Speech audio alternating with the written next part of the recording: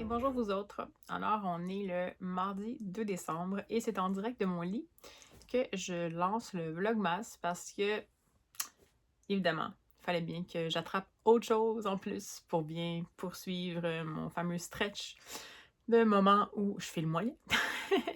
Alors, j'ai attrapé quelque chose, un microbe, qui fait en sorte que je suis à la maison aujourd'hui finalement et que mon repas va être ça. Donc, ça vous donne un petit peu une idée. Alors, sans autres détails, je vais quand même vous annoncer que c'est sûr que j'essaie de lancer le vlogmas aujourd'hui.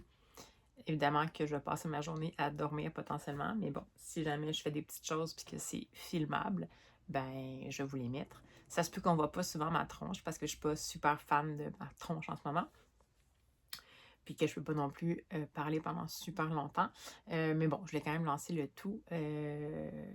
J'ai réussi ce matin à finalement écouter les trois des romans de l'Avent que j'ai. Donc, le fameux Cozy Love d'Anouk Filippini, où là, on comprend un peu plus pourquoi elle est arrivée à Paris et quel sera ce fameux intérêt amoureux, un peu enemies to lovers. Toujours aussi dynamique, sympathique, quand même beaucoup d'humour. J'ai également écouté en livre audio finalement le deuxième chapitre de How Winston Came Home for Christmas. Puis là, ben, on comprend en fait que Winston, c'est une souris qui habitait dans la rue, puis qui a été accueillie par la famille qui a dépanné pendant le premier. Mais de ce que je comprends, c'est que là, il va se rendre compte que peut-être il s'ennuie des siens, puis je pense qu'il va essayer de retrouver d'où il vient finalement. Donc, super touchant jusqu'à maintenant. Et finalement, j'ai écouté aussi en lecture d'accompagnement parce que j'avais pas d'autres possibilités le deuxième chapitre de je pense que je vais me tromper tout le long.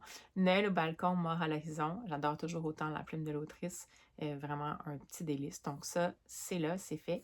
Il me resterait un album à lire aujourd'hui. Ça va dépendre comment ça va. Là, il est encore un peu tôt dans la journée, on verra. Donc, le numéro 2 de mon calendrier de l'Avent de album jeunesse. Et je suis toujours dans la récapitulation du début de mon A Taste for Death de P.D. James parce que, dans le fond, comme je vous dis, je pense que finalement, j'ai tout compris à date, mais je voulais vraiment juste repasser le début parce que j'avais vraiment l'impression d'avoir manqué des bouts. Mais finalement, peut-être que c'est juste écrit comme ça, puis ça me donne l'impression que je suis perdue. Donc voilà ce dans quoi je suis. Et sinon, ben, je rattrape des vlogmas parce que c'est pas mal la seule chose que je suis capable de faire en ce moment. Donc ben voilà. Alors désolée. C'est dès le jour 2, je me suis dit, hein, pourquoi pas. Dès le jour 2, c'est la moi un peu malade qui vous dit bon début de vlogmas. Alors j'espère qu'on pourra poursuivre ça un peu. Allez, c'est parti!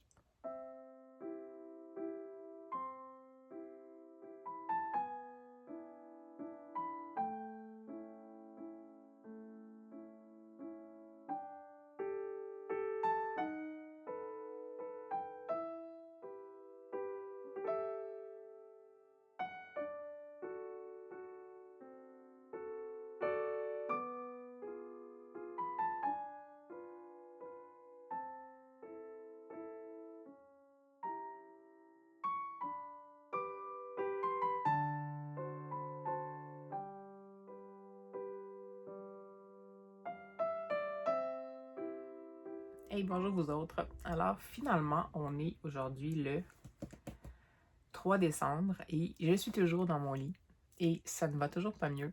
J'ai pas pu vous reprendre hier, j'ai complètement j'étais pas en état du tout, ni de parler, ni de faire quoi que ce soit. Mais je vais quand même essayer d'ouvrir avec vous les calendriers de l'Avent d'hier. Puis potentiellement de peut-être lire l'album puis faire le mini puzzle peut-être ce matin pour vous mettre en ligne le calendrier de l'Avent, le vlogmas ce midi. Je vais voir si j'y arrive, si tout va bien. Sinon, ben, vous aurez une journée qui saute, c'est pas plus grave que ça. Alors, pour le calendrier de l'Avent puzzle, voilà. Alors, on est...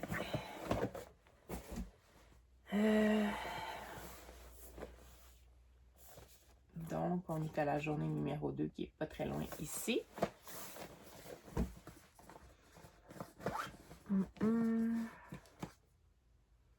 Ah, c'est chouette, c'est un peu cosy quand même. Et donc, je sais pas si vous allez bien le voir, mais oui, je crois. Donc, c'est First Light de Laurie Pemberton, toujours. Donc, à l'aube, c'est presque quelque chose qui est tout à fait d'actualité. Donc, j'ai bien hâte de faire ce casse-tête-là. Alors, voilà pour le calendrier de l'Avent des casse-têtes d'hier. Et pour le calendrier de l'Avent maison des albums, c'est celui-ci. Alors, c'est parti pour l'ouverture.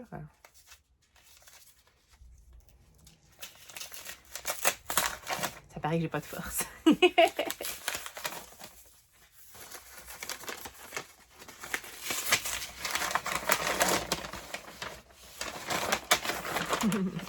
Alors, c'est celui-ci. Donc, oh, désolé pour la ring light. C'est Leave Me Alone de Vera Bosgel. Donc, un album jeunesse que j'avais hâte de découvrir d'une autrice que j'ai découvert plus dans les romans graphiques. Pour l'information, c'est ici. Je crois que c'est une dame qui qui est un peu grumpy, puis qu'il y a des enfants qui vont vouloir s'occuper d'elle pour la faire sourire, mais qu'elle va toujours vouloir qu'ils la laissent tranquille. Donc, je vais voir ce que ça va donner. Avec Vera Bosgel, ça peut toujours aller dans toutes les directions. Alors, voilà pour les ouvertures du calendrier. Je regarde si je me sens capable de les faire et de vous mettre en ligne la petite vidéo qui va être très court, soyez indulgents. Puis sinon, ben tant pis, on se reverra demain.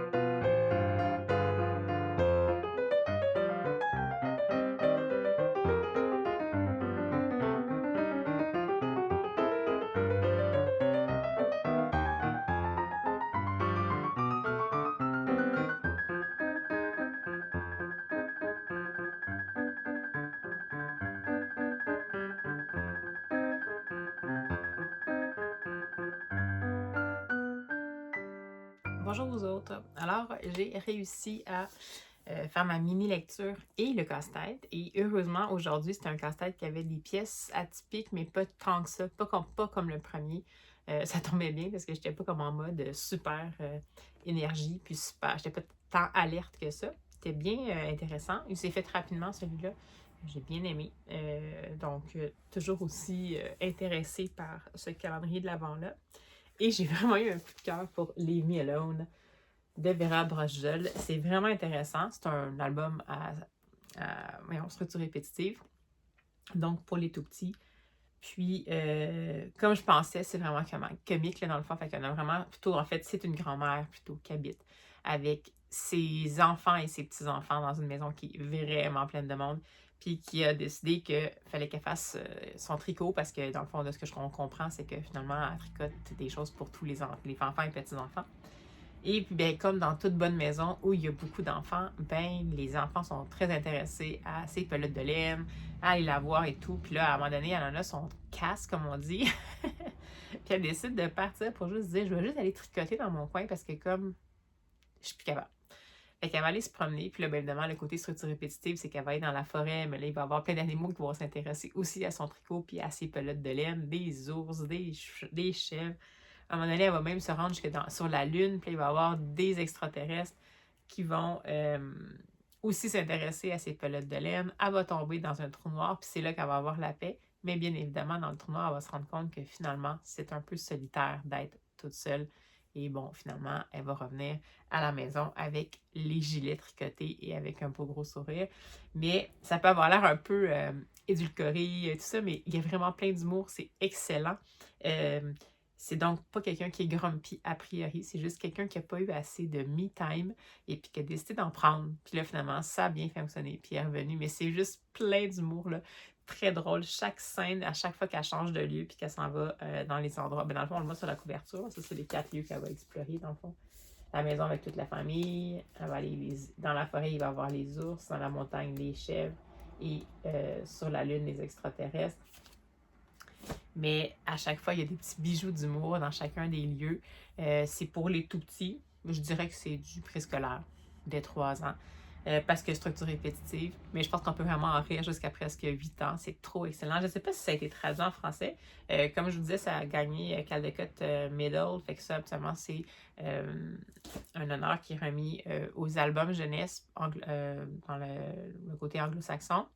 Mais vraiment, si jamais ça, en tout cas, si c'est pas traduit, le niveau d'anglais est très très facile. Fait que ça vaut vraiment la peine de le découvrir pour vous-même ou en famille. Donc, super lecture. Ça va rentrer dans mes très bonnes lectures de 2025.